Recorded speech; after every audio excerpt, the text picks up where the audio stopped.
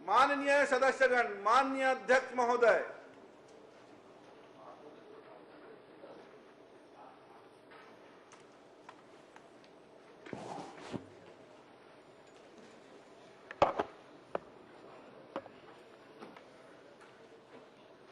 प्रश्नकाल श्रीमती शेषराज हरवंश। माननीय अध्यक्ष महोदय, मेरा प्रश्न माननीय उप मुख्यमंत्री लोक निर्माण विभाग से है। प्रश्न के उत्तर तो विभाग ने माननीय मंत्री जी को बहुत सही दिया है। मैं माननीय मंत्री जी से पूछना चाहूंगी आपके माध्यम से कि वर्ष 2022-23 में प्रशासकीय स्वीकृति प्राप्त सड़क कार्य शिवरी नारायण से खरताल की लंबाई 11.75 किलोमीटर की मजबूतीकरण एवं चौड़ीकरण के लिए स्वीकृत हुई थी, जिसे प्रशासकीय स्वीकृति 18 करोड़ 75 लाख की भी हो गई थी। इसमें निविदा भी लगाई गई थी, जिसे स्थगित किया गया है। मैं माननीय मंत्री जी से पूछना चाहूंगी कि इसे स्थगित करने के क्या कारण है और इसमें स्वीकृति का प्रदान करेंगे। माननीय अध्यक्ष महोदय, पामगढ़ विधानसभा में 2022-23 में 4 काम सड़क के बजट में थे प्रावधानित। 3 पुल के काम, 3 सड़कों के काम की प्रशासकीय स्वीकृति मिली, उसमें से 2 कार्य पूर्ण हो चुके हैं। तीसरे काम का, जिसका उल्लेख अभी माननीय सदस्य ने किया है, शिवरी नारायण खैरताल मार्ग 11.57 किलोमीटर मजबूतीकरण और चौड़ीकरण, इस काम का पुनः परीक्षण किया जा रहा है। परीक्षण उपरांत आवश्यक आगे की कार्यवाही की जाएगी। 23-24 में 9 सड़क बजट में प्रावधानित थे और 4 पुल के 1 काम उसमें से पूर्ण हुए हैं और 24-25 में प्रशासकीय स्वीकृति की प्रक्रिया 26 कामों का बजट में सम्मिलित है, जिसका प्राक्कलन तैयार कर आगे की कार्यवाही की जा रही है। माननीय अध्यक्ष महोदय, प्रश्न के उत्तर में यह भी बताया गया है कि 22-23 की 1 तथा 23-24 के बजट में सम्मिलित 7 सड़कें हेतु प्रशासकीय स्वीकृति के लिए पत्र वर्ष 2023 में प्रेषित की गई है। 2 वर्ष से अधिक समय के पश्चात भी अभी भी प्रशासकीय स्वीकृति अपेक्षित है। ये प्रशासकीय स्वीकृति क्यों अपेक्षित है, मैं माननीय मंत्री जी से जानना चाहूंगी। प्राक्कलन आदि की कार्यवाही की जा रही है। बजट की उपलब्धता के आधार पर, प्राथमिकता के आधार पर उन सड़कों पर आगे की कार्यवाही होगी। चलिए छात्री जी, एक प्रश्न आप नहीं, आप पूछ लीजिए। माननीय अध्यक्ष महोदय, सबसे पहले आप लोग मैं प्रणाम करत हूँ। माननीय मंत्री जी से मैं पूछना चाहा था कि मोर क्षेत्र के मात्र 2 सड़क हर प्रशासकीय स्वीकृति मिले हवे, बाकी सड़क मन ला कब स्वीकृति मिली, कृपया बताए के कष्ट करें। चलिए, बोलना चाहे ठीक है, संदर्भ नहीं है। सड़कों के काम प्राथमिकता से किए जा रहे हैं। प्राथमिकता के आधार पर प्राक्कलन तैयार करके प्रशासनिक स्वीकृति की प्रक्रिया की जा रही है। माननीय अध्यक्ष महोदय, एक सेकंड सर, इसी में सर, माननीय एक अध्यक्ष महोदय निवेदन है, मान लीजिए 23-24 का आप लोग नहीं, मान लीजिए प्रश्न नहीं होता विधानसभा में। सर 24-25 का जो आप सीधा पूछिए कि हो रहा है कि नहीं हो रहा है। 24-25 का जो आ चुका है वो कब तक होगा? आप लोगों का जो बिल्हा तखतपुर अरे पूरा प्रदेश का इसमें सब जगह हो चुका, बिलासपुर जिले में हमारा क्यों रोका गया सर? ये मैं निवेदन करना चाहूँगा। माननीय अध्यक्ष महोदय, इसी से संबंधित जो 24-25 का आ चुका वो तो कब करेंगे, ये बता दीजिए। माननीय अध्यक्ष महोदय, इसी से संबंधित है। माननीय अध्यक्ष महोदय, आप प्रश्न कर लीजिएगा, बहुत समय अभी। गोमती साहब जी। माननीय अध्यक्ष महोदय, एक छोटा सा जो अभी आ चुका है, मार्च एंडिंग है, अब हमारा कब होगा? आप लोग का जो भारतीय जनता पार्टी विधायक वहाँ हो चुका है और जब लोक निर्माण विभाग की चर्चा आएगी तो अपने अपने क्षेत्र के या राज्यपाल जी के अभिभाषण में, सत्र खत्म हो जाएगा, राज्यपाल जी के अभिभाषण में अपनी बात को रख सकते हैं। ये प्रश्न जो स्पष्ट है पामगढ़ विधानसभा के संदर्भित है। अब आप पूरे प्रदेश को पूछें तो मंत्री जी जवाब कैसे देंगे? जो प्रश्न है उसका जवाब उन्होंने दे दिया पूरा का पूरा। अगला प्रश्न अभी आपको पूरा अवसर मिलेगा, राज्यपाल के अभिभाषण में, चर्चा में भी रख सकते हैं।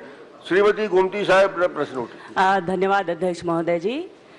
मैंने प्रश्न किया था, उसका उत्तर मेरे को मंत्री महोदय जी से मिल गया है। जिस विषय को लेकर मैंने प्रश्न पूछा है वो देश का मध्यम वर्गीय परिवार के लिए बहुत ही महत्वपूर्ण योजना है। यशस्वी प्रधानमंत्री नरेंद्र मोदी जी का योजना है। सारा जवाब मेरे को मिल गया है और लेकिन मेरा एक क्वेश्चन है। माननीय श्री नरेंद्र मोदी जी की महत्वाकांक्षी योजना है जल जीवन मिशन, हर घर में शुद्ध पेयजल पहुंचाने वाला योजना है, जिसने पहले 5 साल के कार्यकाल में भ्रष्टाचार का भेंट चढ़ गया था। आज अव्यवस्था पूरा प्रदेश में फैली हुई है।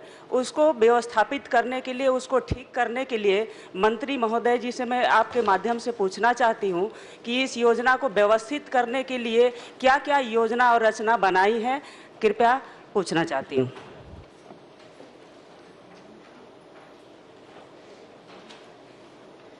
माननीय अध्यक्ष महोदय,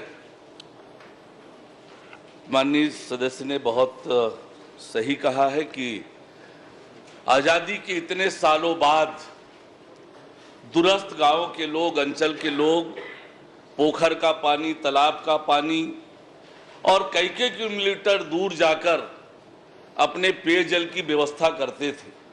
प्रधानमंत्री माननीय नरेंद्र मोदी जी ने जल जीवन मिशन 2019 में प्रारंभ किया और हर घर तक शुद्ध पेयजल पहुंचाने की योजना उन्होंने बनाई।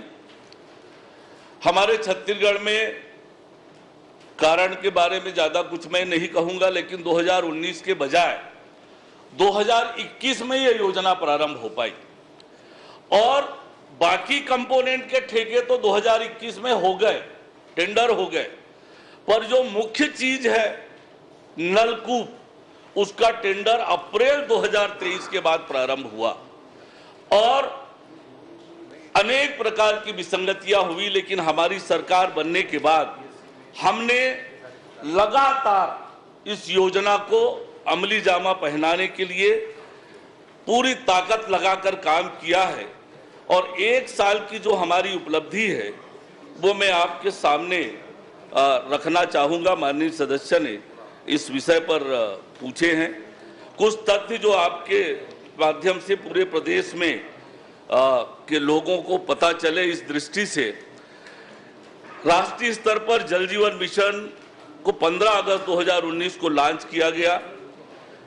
हमारे प्रदेश में फरवरी 2021 से प्रारंभ हुई बजट कैबिनेट की बैठक के बाद छत्तीसगढ़ के जल जीवन मिशन की लागत, कुल लागत 26,465.74 करोड़ रुपए था, जिसमें केंद्रांश 12,424.57 करोड़, राज्यांश जो कुछ अन्य मदों को मिलाकर है वो 14,041.17 करोड़।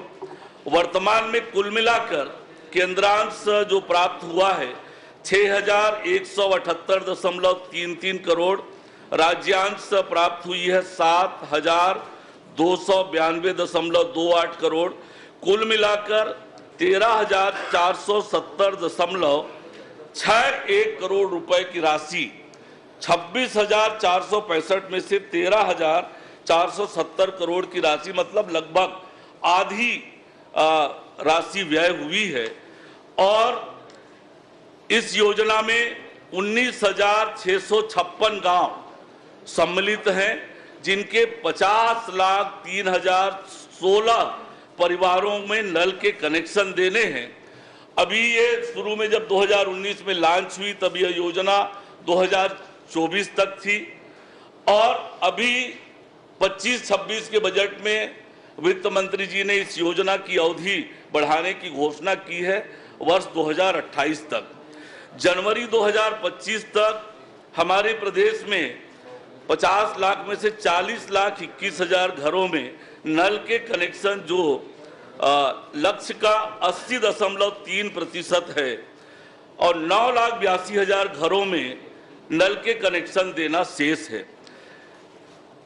इन 19,656 गांवों में से 653 गांव ऐसे हैं जहां पर स्रोत उपलब्ध नहीं है और जैसे मैंने आपको बताया कि ट्यूबवेल खनन का काम अप्रैल 2023 से प्रारंभ हुआ और अभी तक जो लक्ष्य थे हमारे ट्यूबवेल खनन के, उसमें से आधे से थोड़ा ज्यादा खनन ही हुआ है और ट्यूबवेल खनन का काम लगातार हम कर रहे हैं। इस बीच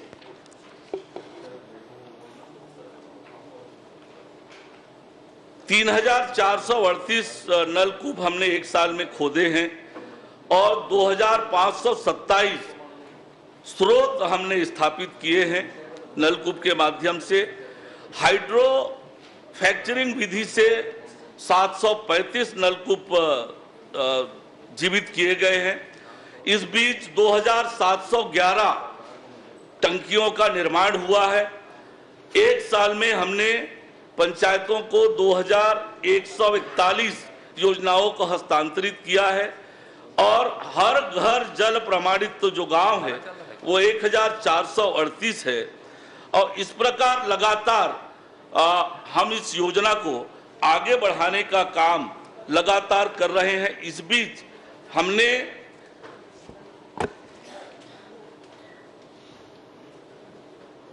$351 ठेकेदार जो काम प्रारंभ नहीं कर रहे थे उनके ठेके निरस्त किए हैं। 3,20,856 मीटर पाइप हमने अस्वीकृत किए हैं जो मानक के अनुरूप नहीं थे, पीवीसी पाइप, और 15 एजेंसियों को हमने डिबार किया है जो टंकी गुणवत्ता के अनुरूप नहीं थे। ऐसे 389 टंकियों को तोड़ने का काम, नल का चबूतरा जो ठीक नहीं थे ऐसे 4,679 चबूतरों को तोड़ने का काम किया। 14 बाउंड्री वाल तोड़े गए, पाइप उखाड़कर बदलने का काम। चलिए पर्याप्त है, बहुत तो ये लगातार व्यापक उत्तर दिया आपने। ऐसे भी प्रश्नकर्ता संतुष्ट हैं जी और आपके जवाब के लिए उन्होंने धन्यवाद दिया है। अच्छा जवाब आया। अध्यक्ष महोदय जी, मेरा एक क्वेश्चन और है। अरे जितने भी अधूरा काम है और मैं आपके माध्यम से मंत्री महोदय जी को, उप मुख्यमंत्री जी को मैं धन्यवाद देती हूँ कि उन्होंने इतना बड़ा योजना को कार्यवाही करने का काम किए हैं, लेकिन जो अभी लंबित है वो कार्य को उसका एक समय सीमा उपलब्ध हो ताकि गांव-गांव तक पानी पहुंच जाए, जन जन तक पानी पहुंचे। इस विषय में आप थोड़ा काम करें। इसके लिए आप क्या योजना बनाए हैं, कृपा करके बताने की कृपा करें। पूरी ताकत से और मजबूती से प्रधानमंत्री माननीय नरेंद्र मोदी जी के आकांक्षाओं के अनुरूप इस योजना को पूरा करने में हमारा विभाग इंद्र कुमार साहू जी। माननीय अध्यक्ष महोदय जी, आपके माध्यम से मैं उप मुख्यमंत्री से जानना चाहता हूं कि क्या अभनपुर विधानसभा क्षेत्र अंतर्गत अभनपुर नगर पालिका में मुख्य मार्ग पर गौरव पथ निर्माण कार्य की कोई योजना प्रस्तावित है? यदि हाँ तो कितने किलोमीटर की लंबाई की, कितने राशि के निर्माण की योजना है? अभनपुर में 2017 में गौरव पथ निर्माण की घोषणा हुई थी। प्रारंभिक तौर पर उसकी कार्यवाही नगरीय प्रशासन विभाग द्वारा की जा रही थी। बाद में शासन स्तर पर बैठक हुआ और लोक निर्माण विभाग को वो हस्तांतरित किया गया है। लोक निर्माण विभाग ने उसकी पुनरीक्षित प्राक्कलन तैयार की है 26,40,51,000 रुपए का और यह स्वीकृति के प्रक्रियाधीन है। ठीक है। ठीक। माननीय चरणदास मान जी, प्रश्न क्रमांक 4।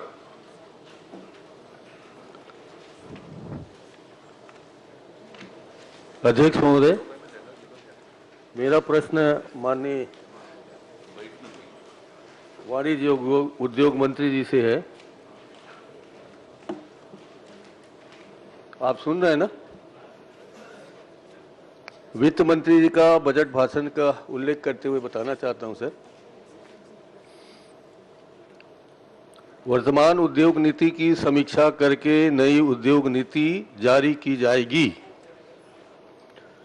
इसमें राज्य में उपलब्ध कृषि उत्पाद, वनोपज एवं खनिज संपदा तथा रोजगार मूलक उद्योगों की स्थापना का ध्यान रखा जाएगा और नए उद्योगों को बढ़ावा देने के साथ साथ कोर सेक्टर में पूर्व से कार्यरत उद्योगों को क्षमता विकास के लिए अनुकूल अवसर दिए जाएंगे।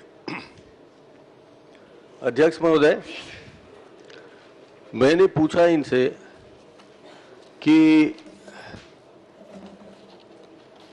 जनवरी 24 से जनवरी 25 के अंतर्गत कितने उत्पाद बंद हुए।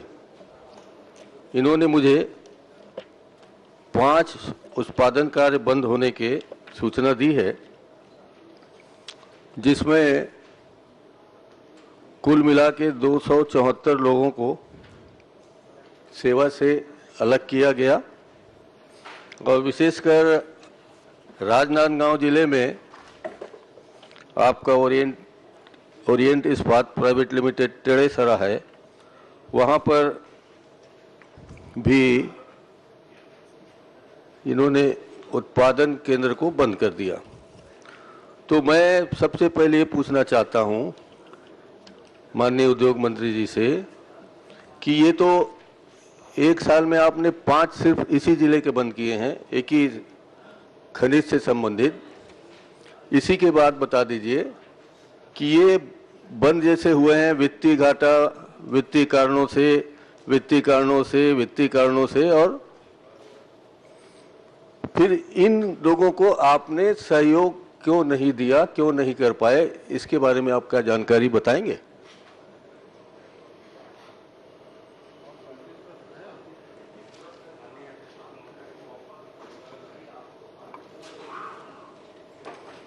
जो बंद 5 उद्योग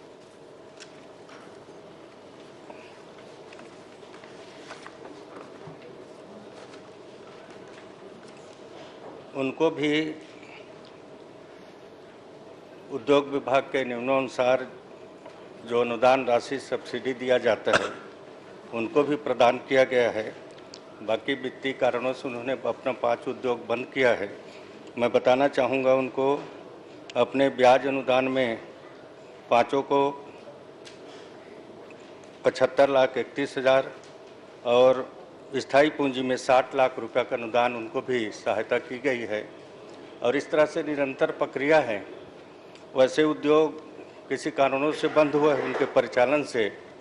और माननीय नेता प्रतिपक्ष जी पूछ रहे हैं, मैं बताना चाहूँगा माननीय अध्यक्ष महोदय कि अपने 2023 में भी कांग्रेस के शासनकाल में 18 उद्योग बंद हुए हैं और आप जब माननीय मुख्यमंत्री थे प्रदेश के, उस समय सबसे ज़्यादा स्टील उद्योग लगा था और आपके कार्यकाल में लगभग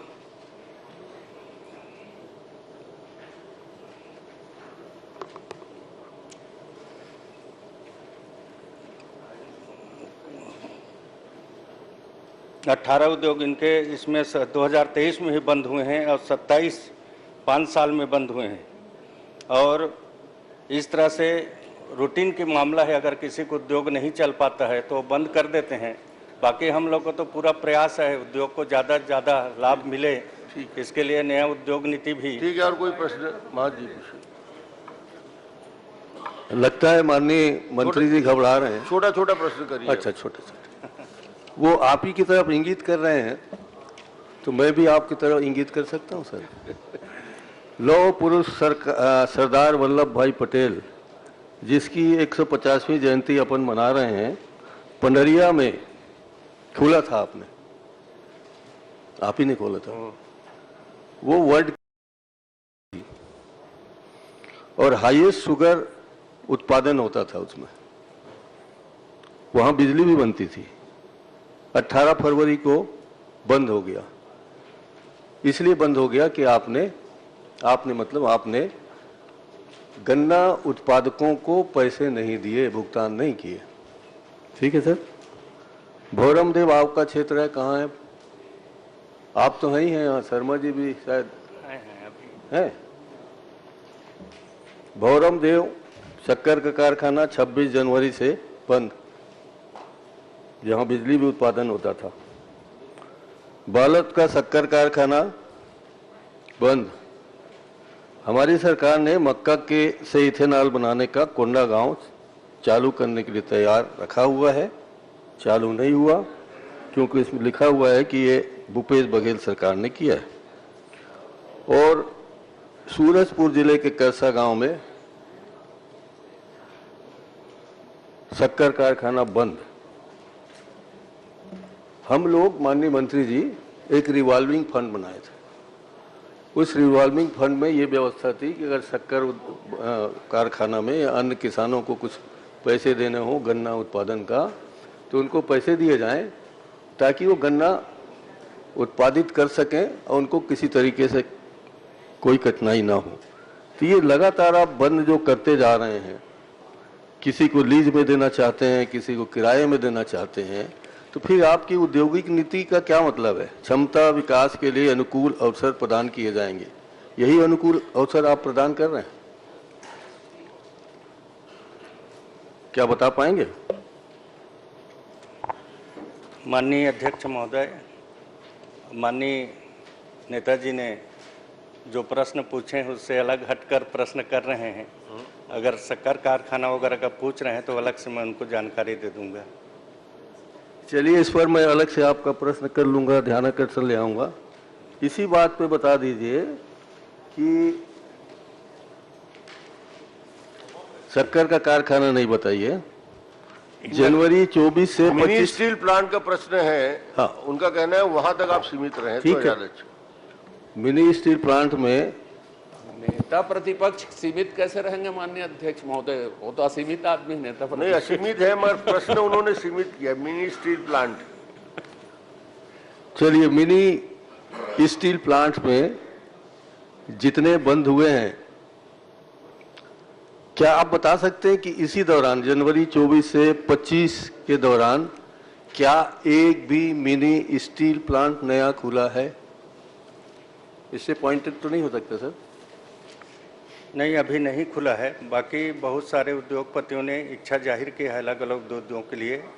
अगर अलग अलग बताने के लिए तो बता दूंगा। नहीं, आप समय मत खराब करिए, कीमती समय है।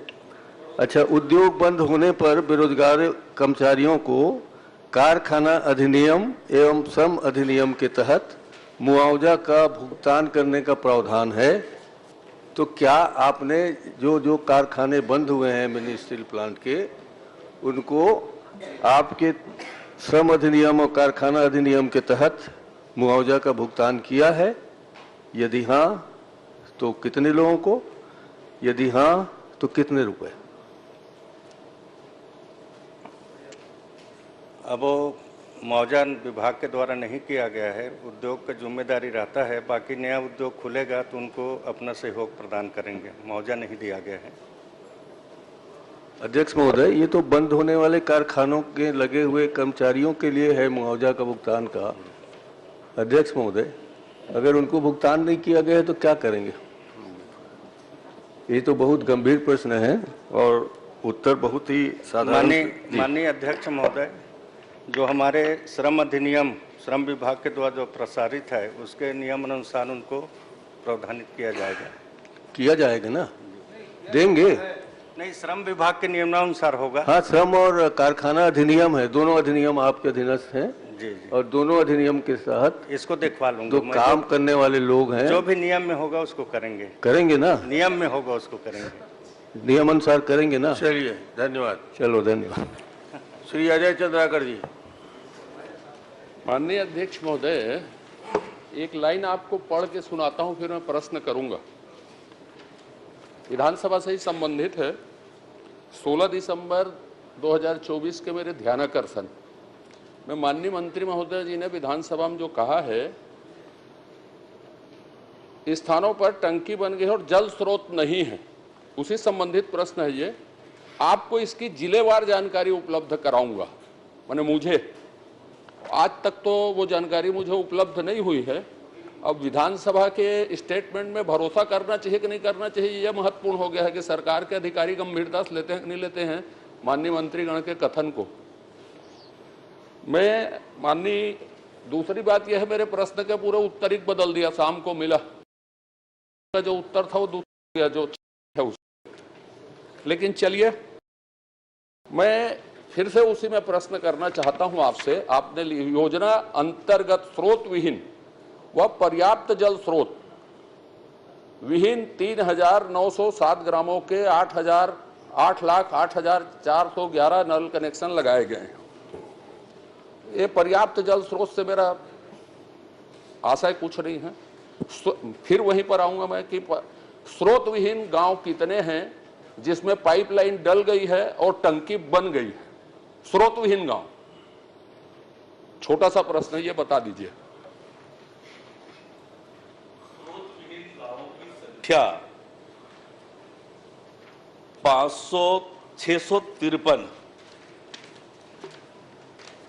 653 गांव ऐसे हैं जहां पर स्रोत विहीन है और उसमें से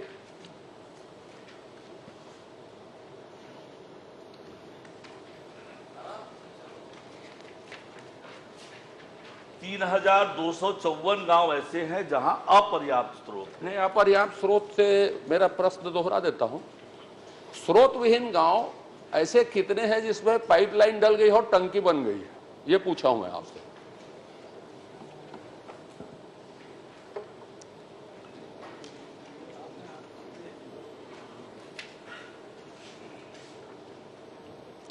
माननीय अध्यक्ष महोदय, बहुत विस्तार से उत्तर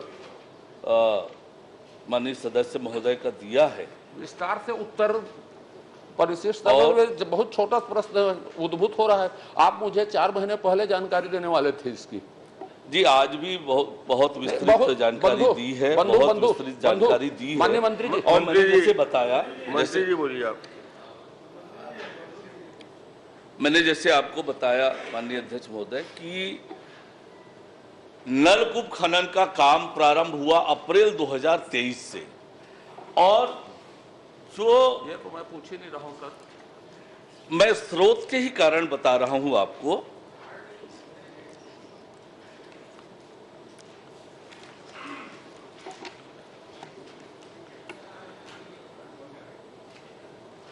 कि 2023 अप्रैल से प्रारंभ हुआ, इसलिए स्रोत की दिक्कत हुई है। और हर एक स्कीम में जब डीपीआर तैयार हुआ, ग्राम सभा से उसका अनुमोदन हुआ, हर एक स्कीम में एक स्रोत आइडेंटिफाइड था, उसी के हिसाब से वो काम प्रारंभ हुआ। नलकूप खनन विलंब से प्रारंभ हुआ, इसलिए स्रोत की दिक्कत आ रही है। और जैसे मैंने बताया कि स्रोत विहीन गांवों की संख्या 653 है और जिसमें 1,32,717 घरों में घर है वहां पर सर, जहां पर नल के कनेक्शन हुए हैं। कि मैं अपना प्रश्न दोहरा देता हूं। नल के कनेक्शन हुए हैं। मैं वो पूछा, नल कनेक्शन में पूछा ही नहीं हूं अभी। माननीय अध्यक्ष महोदय, मेरा बहुत छोटा सा प्रश्न है, कितने गांव हैं जिसमें जल स्रोत नहीं है और पाइपलाइन और टंकी बना दी गई? मैंने बताया 653 गांव बताया, पाइपलाइन और टंकी उसमें डल गई है। जी माननीय अध्यक्ष महोदय, मेरा दूसरा प्रश्न है, जो आपके जल जीवन मिशन है, आप जो इधर उधर की बात बता रहे हैं, बिना जल स्रोत के क्या पाइपलाइन और टंकी बनाई जा सकती है? और सुनिए ना, बनाई जा सकती है तो कार्यपालन अभियंता या जिला स्वच्छता समिति में जो भी हैं जिन्होंने इसको अनुमोदन दिया है, क्या वो बिना जल स्रोत के गांव में अनुमोदन दे सकते हैं? माननीय अध्यक्ष महोदय, मैंने अभी स्पष्ट किया कि जब प्रारंभिक तौर पर डीपीआर बना, ग्राम सभा से उस डीपीआर का अनुमोदन हुआ, जिला जल एवं स्वच्छता समिति ने उसका अनुमोदन किया और हर एक योजना में एक जल स्रोत चिन्हित था और उस जल स्रोत चिन्हित होने के कारण से वो काम आगे बढ़ा।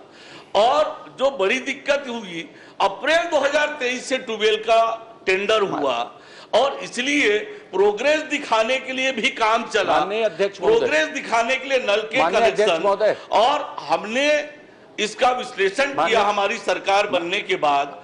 और एक साथ, शायद प्रदेश में पहली बार ऐसा हुआ होगा कि एक साथ 6 एग्जीक्यूटिव इंजीनियर को सस्पेंड किया और उनके खिलाफ विभागीय कार्यवाही चल रही है। माननीय अध्यक्ष महोदय, तो लगातार माननीय मंत्री जी, अपन मैं छोटा छोटा पूछ रहा हूँ, छोटा छोटा उत्तर दे देते कृपया रहती। आप अच्छा काम कर रहे हैं, मैं प्रशंसा कर देता हूँ, सब अच्छा है बोल देता हूँ, जो जितनी प्रशंसा आप सुनना मेरे से चाहेंगे, मैं बिल्कुल चारण भाड़ जैसे कर दूंगा प्रशंसा, लेकिन मैं बहुत छोटा पूछ रहा हूं प्रश्न। आपने डीपीआर बनाया, जो बार बार आप डीपीआर बोल रहे हैं, डीपीआर में जल स्रोत नहीं था, तो उसके बाद टंकी और नल जो बिछाए गए, तो उन जिम्मेदार अधिकारी के ऊपर आप कार्रवाई कर रहे हैं, नहीं कर रहे हैं? क्योंकि मैं अब आगे बोलूंगा तो आरोप हो जाएगा जो मैं लगाना नहीं चाहता। डीपीआर में जल स्रोत था नहीं था, अब ये बताएंगे, तो इससे अच्छा बता दीजिए मुझको। मैंने आपको स्पष्ट रूप से कहा कि जब डीपीआर तैयार हुआ, ग्राम सभा में उसका अनुमोदन हुआ, तो हर एक योजना में एक जल स्रोत चिन्हांकित था। और मैंने माननीय अध्यक्ष महोदय, जब मैं पहले प्रश्न के उत्तर में बताया कि 26,000 करोड़ से अधिक की ये योजना है, केवल 13,000 करोड़ रुपए व्यय हुए हैं, मतलब 50% व्यय हुआ है, काम पूर्ण नहीं हुआ है, और जब तक पूरी तरह से वो काम प्रमाणित नहीं हो जाएगा। अध्यक्ष महोदय, अभी एक मिनट सर, एक उत्तर मेरा चल रहा है अभी। तो आप वरिष्ठ हैं, दोनों खड़े रहते हैं अध्यक्ष, नहीं वो ये प्रश्न करते हैं तब भी खड़े रहते हैं, वो उत्तर देते तब भी खड़े, बाद में बैठे। निर्देश करिए कि जब एक बोले तो दूसरा बैठ जाए। मैं समझा, और कर रहे हैं, सुनो ना, कोशिश तो पूरा कर रहे हैं, आप संतुष्ट नहीं हो रहे, क्या करें? क्या है ये आपके समय कलाकारी है जिसको वो भोग रहे हैं।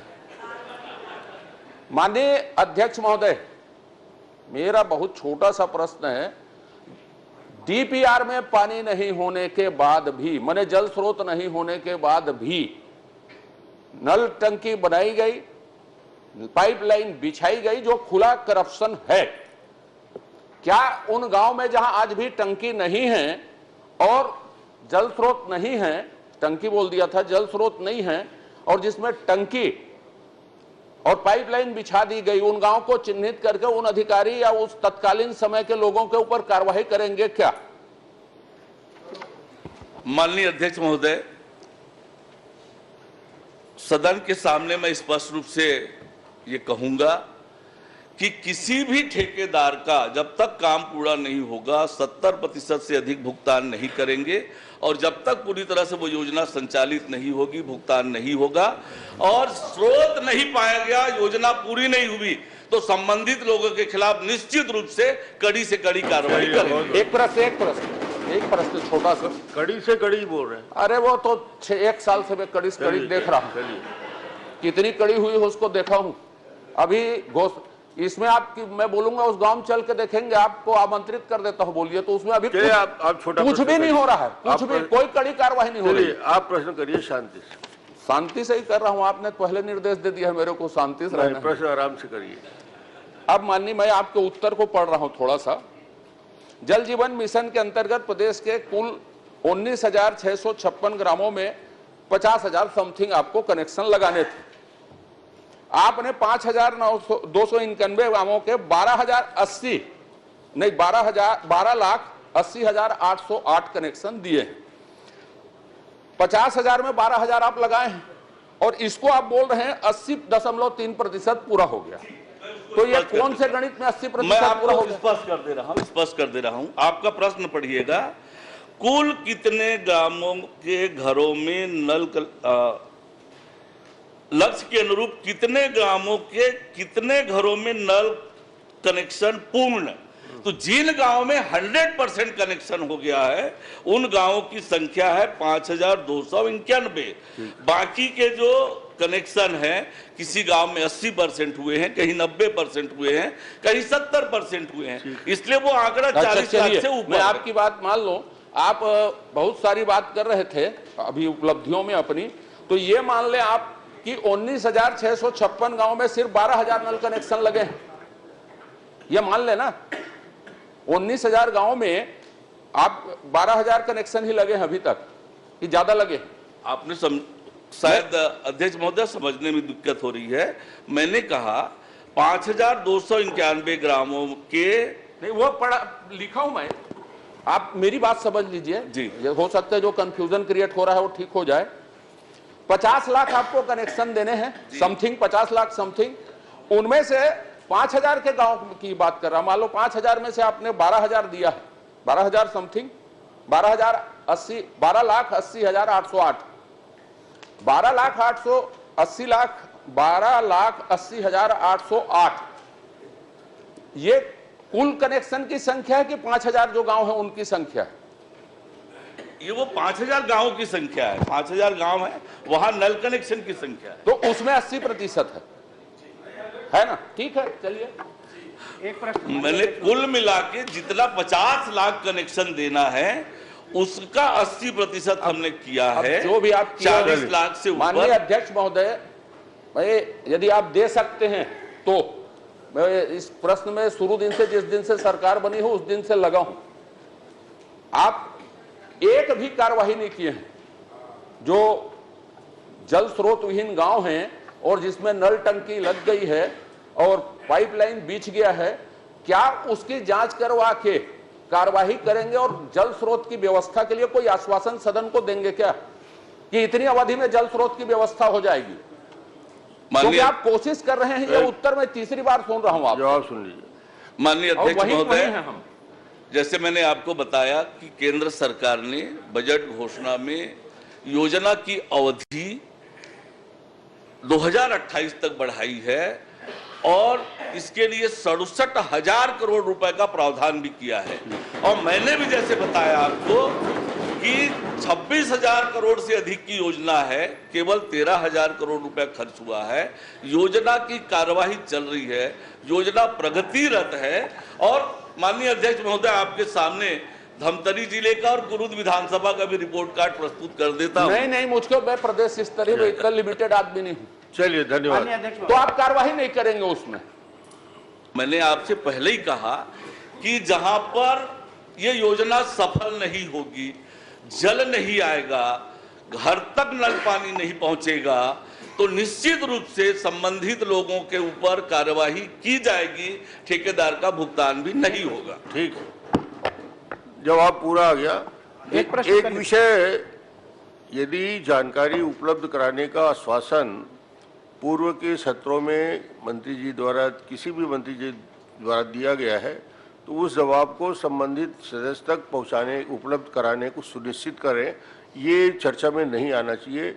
जो भी जानकारी के घोषणा हम करते हैं उस जानकारी को माननीय सदस्य को उपलब्ध कराना चाहिए सत्र शुरू होने के पहले। एक प्रश्न आप इसी में पूछेंगे? हाँ, इसी में एक प्रश्न पूछें। माननीय अध्यक्ष महोदय, मंत्री जी को सबसे पहले तो धन्यवाद देता हूं कि 17 दिसंबर 2024 को विधानसभा में घोषणा की थी कि दोषियों के विरुद्ध, तो उन्होंने कहा था कि उस पर कार्रवाई करेंगे। अभी जब प्रश्न लगा तो 22 फरवरी 25 को ही मैंने वेब न्यूज पोर्टल पर पढ़ा कि मेरे प्रश्न के आधार पर आपने मेसर्स विजय सालुके बिलासपुर, उनके खिलाफ में FIR दर्ज कर दिया है। और जो 3 है, मेसर बंसल इंफ्रास्ट्रक्चर रायपुर, 3 वर्ष के लिए ब्लैक लिस्ट किया है। के नायर भंडारा महाराष्ट्र 2 वर्ष के लिए ब्लैक लिस्ट किया है। और NNT डेवलपमेंट पटना बिहार, उसको भी 2 वर्ष के लिए ब्लैक लिस्ट किया है। एक में आपने FIR किया है और उनको 2 साल के लिए, 3 साल के लिए किया है। उनका जो मूल रूप से ये था कि जो सर्टिफिकेट दिया वो फॉल्स पाया गया, लगा दिया गया, और जब जांच में आए तो ये सही पाया गया सब।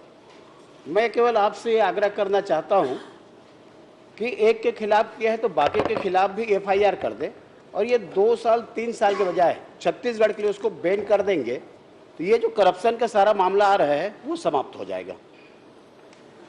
माननीय वरिष्ठ सदस्य ने सुझाव दिया है, निश्चित रूप से उस पर विचार करेंगे। प्रश्न क्रमांक 6 नीलकंठ टेकाम जी।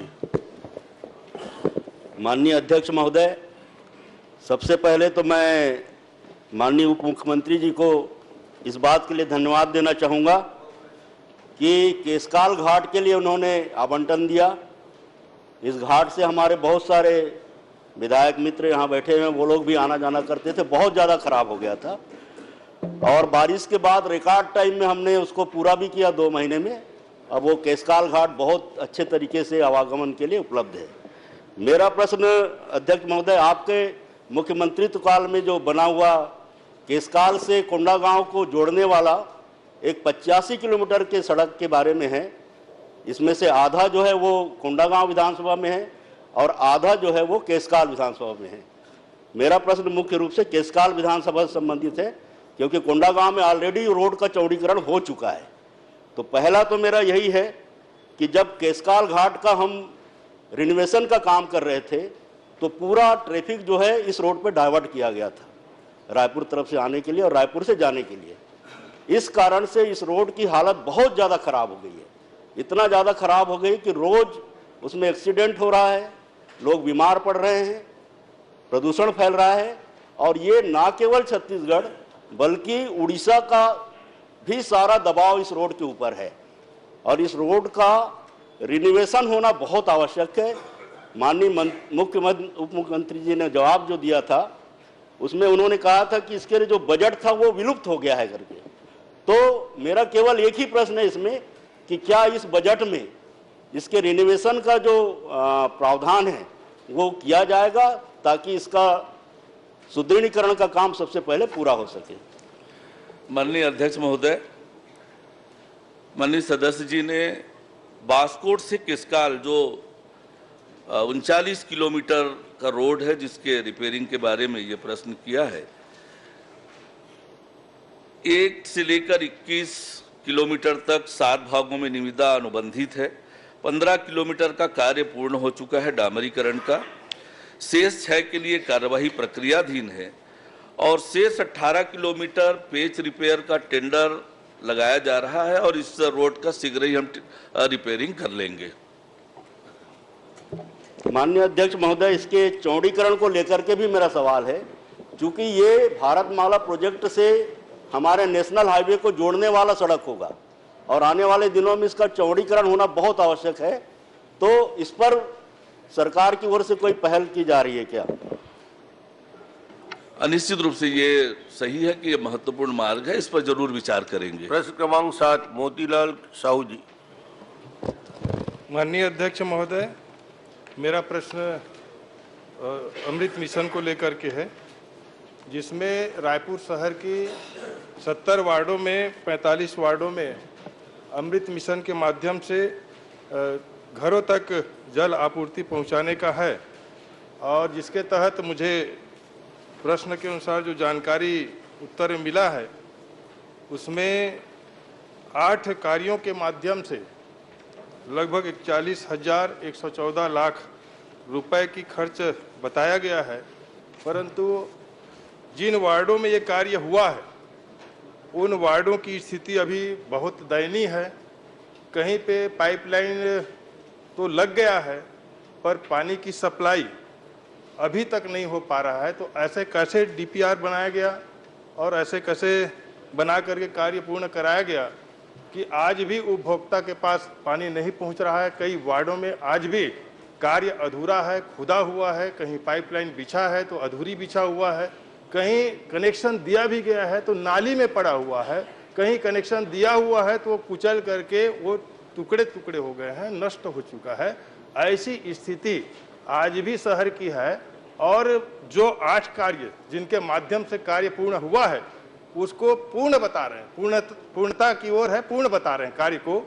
तो ऐसी अधूरे स्थिति में कार्य कैसे पूर्ण हो सकता है? ये भ्रष्टाचार है और ये अनियमितता है।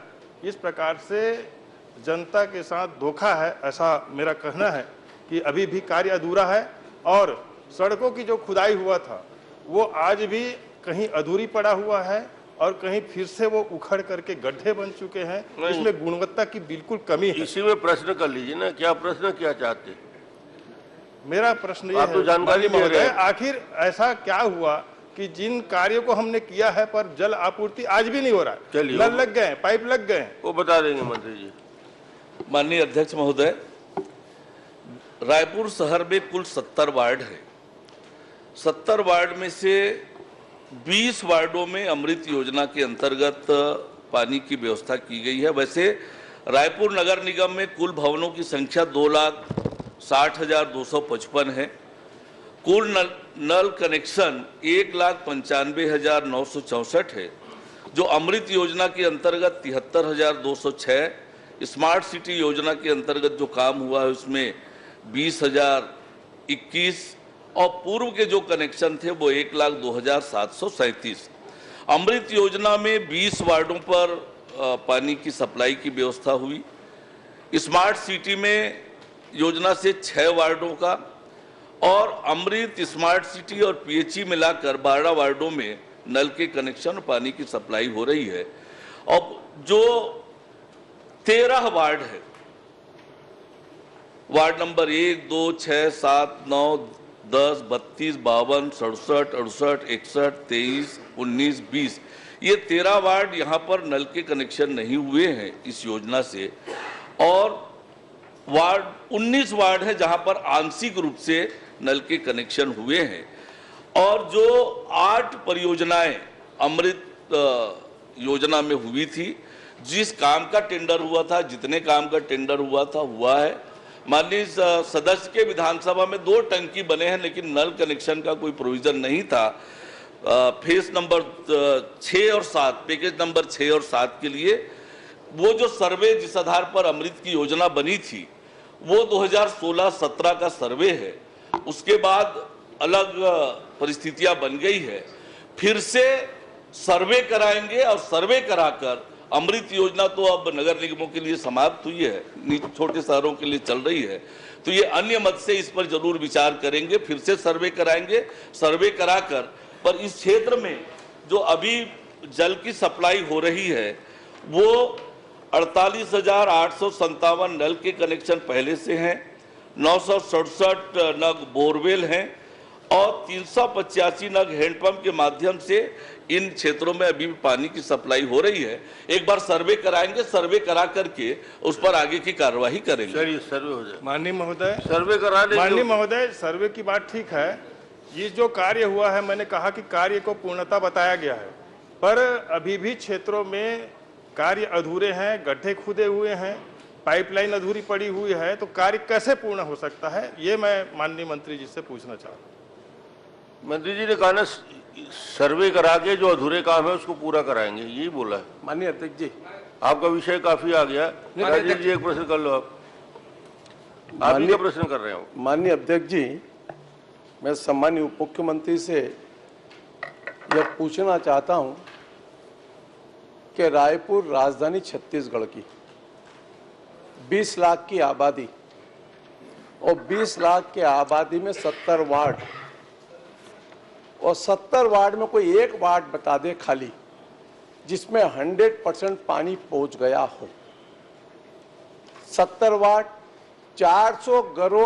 411 करोड़ रुपए शहर के अंदर पानी विस्तार के अंदर खर्च हुए। क्या साइट पे किसी ने डीपीआर बनाने का सर्वे किया? अगर सर्वे किया तो क्या उसका सत्यापन हुआ? उसकी मूल एजेंसी कौन थी और नगर निगम ने क्या उसको ओके किया है? अगर इतना ही बता दे तो बहुत है।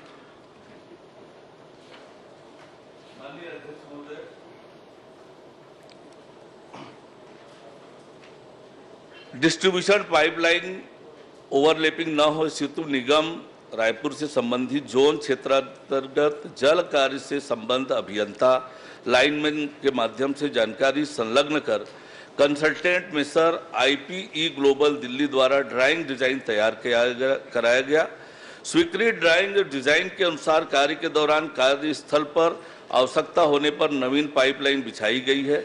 पाइपलाइन के कार्य में ओवरलैपिंग न हो इसका क्रियान्वयन के दौरान विशेष ध्यान रखा गया। अपितु राइजनिंग मेनलाइन नई टंकी बिछाई गई, ओवरलैपिंग नहीं हुई है और सभी जो प्रक्रिया है प्रकोष्ठ के माध्यम से नियमानुसार की गई है। माननीय अध्यक्ष महोदय, माननीय मंत्री जी ने उप मुख्यमंत्री जी का एक भी सिंगर हो, मैं रायपुर में 75% ओवरलैपिंग हुई है।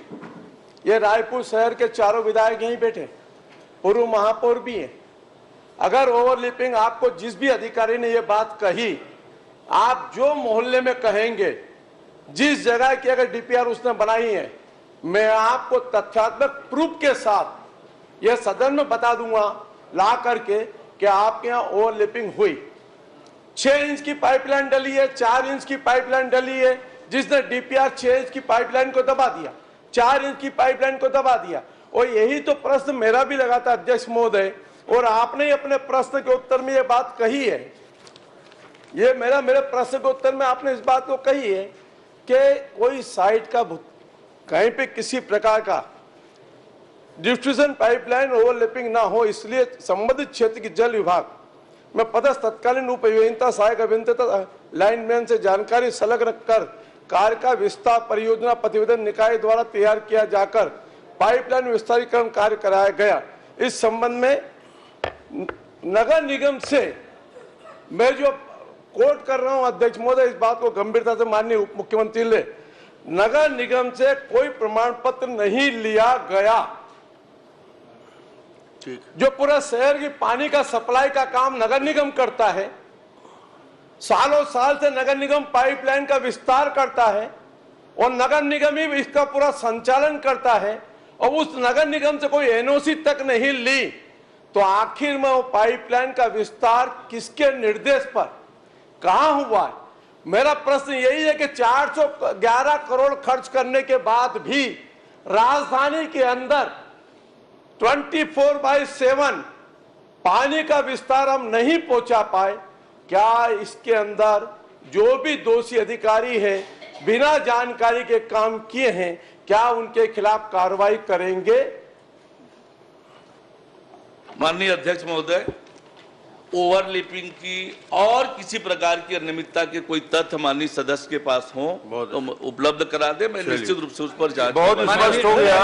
अध्यक्ष महोदय, मेरा प्रश्न सर, अध्यक्ष महोदय माननीय से आप जो कह रहे तथ्य, यार ये तो मैंने लिखित में निगम में कई बार समीक्षा में दे चुका हूँ, कमिश्नर से लेकर सबको, ये चारों राजधानी का विषय। अध्यक्ष महोदय, देखिए जो नगर निगम में बैठे थे पहले, मैं नहीं आरोप लगाना चाहता हूं, और जिस प्रकार की बंदरबाट इस रायपुर शहर के पैसे की हुई है, सिंगल वार्ड ऐसा नहीं। अध्यक्ष महोदय, यह दर्द है इस बात का कि राजधानी के अंदर करोड़ों रुपए खर्च करने के बाद भी एक वार्ड के अंदर 24/7 कहीं पानी नहीं पहुंचा पा रहे। और मैं आपके माध्यम से एक छोटा सा प्रश्न, माननीय अध्यक्ष जी, प्रश्न आगे, पुराना फिल्टर प्लांट, एक मिनट आपके संज्ञान में लाना चाहता हूं, मंत्री जी के भी लाना चाहता हूं। पुराना फिल्टर प्लांट में 87 MLD पानी, 87 MLD 45 MLD पानी सप्लाई होता था। उसके बाद नया प्लांट बन गया 150 MLD, उसके बाद में भी हम नीचे तक पानी नहीं पहुंचा रहे हैं। यह रिस्पॉन्सिबिलिटी किसकी है? चलिए, चिंता का विषय इतना ही मेरा निवेदन था। आप सभी के प्रश्न का के बारे में माननीय मंत्री जी ने स्पष्ट कहा है कि जो जो शिकायत आपके पास है लिखित रूप से उनको दे दें। व्यापक रूप से रायपुर चूंकि राजधानी है तो इसका सारा विषय को मंत्री जी इसका परीक्षण करा लेंगे और जो भी विषय होगा उसको आगे बढ़ाएंगे। इसलिए उन्होंने सबका जवाब सामूहिक रूप से दिया है। आप लिख के दे दें उनको। एक निवेदन है मेरा, लिख के दे दें, क्योंकि जो लंबा हो गया है। उसमें 45 वार्डों को अमृत मिशन के तहत कहा गया है। हाँ। माननीय मंत्री जी ने अभी 20 वार्डों का अमृत मिशन के तहत कहा है, तो ये जो कहा है वो सही है कि मेरे पास जो जानकारी मिला है वो सही है? चलिए,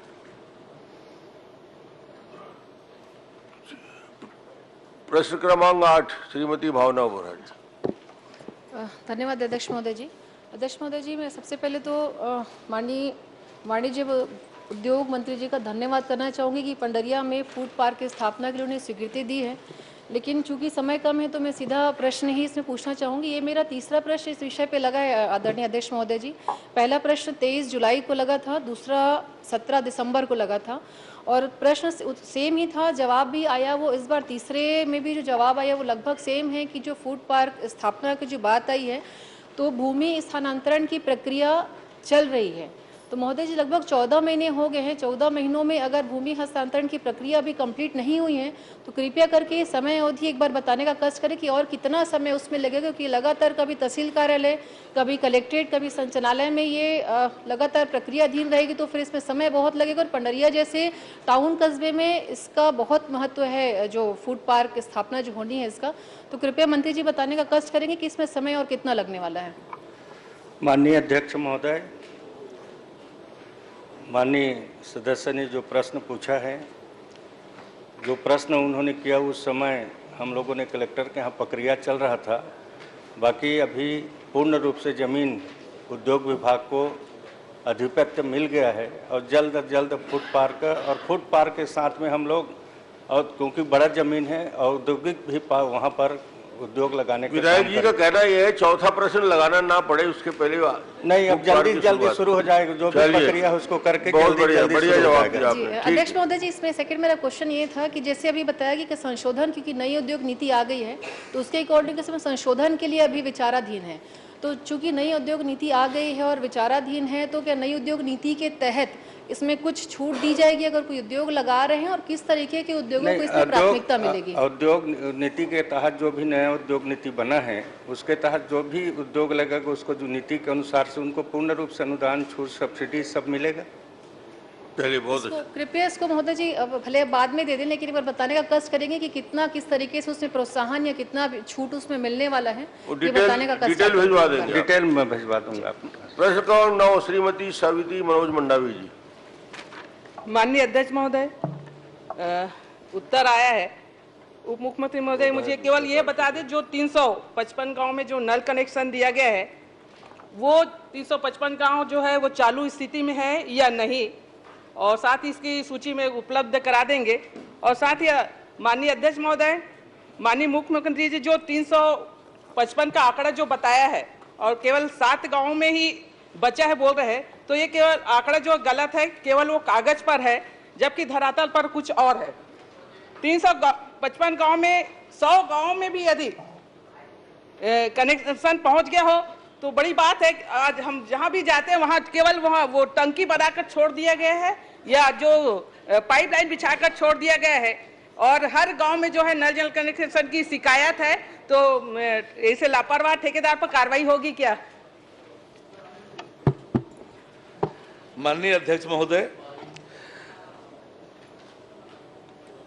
माननीय सदस्य के विधानसभा क्षेत्र में कुल 55,933 घरों में जल जीवन मिशन के अंतर्गत कनेक्शन देना था। 49,538 घरों में नल के कनेक्शन दिए जा चुके हैं। कुल 482 योजनाएं विधानसभा क्षेत्र में भानु प्रतापपुर में स्वीकृत है। 280 पूर्ण हो गए हैं, 202 प्रगतिरत हैं। रेट्रोफिटिंग योजना के 113 कार्य स्वीकृत हैं, उसमें से 67 पूर्ण हो गए हैं, 46 प्रगतिरत है। एकल ग्राम योजना के 108 काम स्वीकृत हैं, उसमें से 71 पूर्ण हो गए हैं और 37 प्रगतिरत है। सोलर आधारित 261 कार्य स्वीकृत हैं, 142 पूर्ण हो गए हैं, 119 प्रगतिरत हैं। और माननीय सदस्य ने ये पूछा है कि 305 गांव जहां आपने कहा नल कनेक्शन लग गए हैं, वहां पानी जा रहा है कि नहीं जा रहा है? वही उतना ही पूछे हैं, वो उसी में आ रहा हूं। माननीय सदस्य है, इसलिए वो पॉइंटेड प्रश्न है, पॉइंटेड उत्तर दे दीजिए। मैं दे रहा हूं, एक एक योजना का बता रहा हूं। हर घर रिपोर्टेड नल जो है उसकी संख्या है 84। 84 गांव में जल प्रदाय हो रहा है। जो प्रमाणित गांव है उनकी संख्या 38 है और ये 38 ग्राम पंचायत को हस्तांतरित भी हो गई है। माननीय अध्यक्ष महोदय, उनका यही है ना कि नल पानी पहुंच रहा है कि नहीं पहुंच रहा है? 305 गांव में आपने उत्तर दिया है, नल कनेक्शन लग गया है। मैंने बताया माननीय अध्यक्ष महोदय, 84 गांव में पानी की सप्लाई हो रही है, जिसमें से प्रमाणित गांव 38 है। और माननीय अध्यक्ष महोदय, चलिए आप पूछिए। ये 355 गांव, ये आंकड़ा बहुत गलत है, क्योंकि कनेक्शन पहुंचा ही नहीं है कहीं, और आप बिल्कुल ठेकेदार बिल्कुल लापरवाह हो गए, बिल्कुल उन पर कार्रवाई कीजिए, क्योंकि पूरा हर जगह जो तीनों ब्लॉक में जो है दुर्गंगुंदल हो, भानु प्रतापपुर हो, चारमा, हर जगह लो लापरवाही जो ठेकेदार जो कर रहे हैं, ये इस पर कार्रवाई होगी कि नहीं होगी? इस पर देखिए, जैसे माननीय अध्यक्ष महोदय, जैसे मैंने बताया कि योजना प्रगतिरत है और जहां पर भी गड़बड़ी मिल रही है कार्रवाई लगातार हम कर रहे हैं। चलिए, लगातार कार्रवाई कर रहे हैं। महोदय, प्रश्न क्रमांक माननीय अध्यक्ष महोदय, 305 गांव में पूरा हो गया बोल रहे हैं, अभी बोल रहे हैं कि 84 बोल रहे हैं, पानी पहुंच नहीं रहा है। माननीय मंत्री जी के जवाब से असंतुष्ट होकर हम लोग बहिर्गमन कर रहे हैं।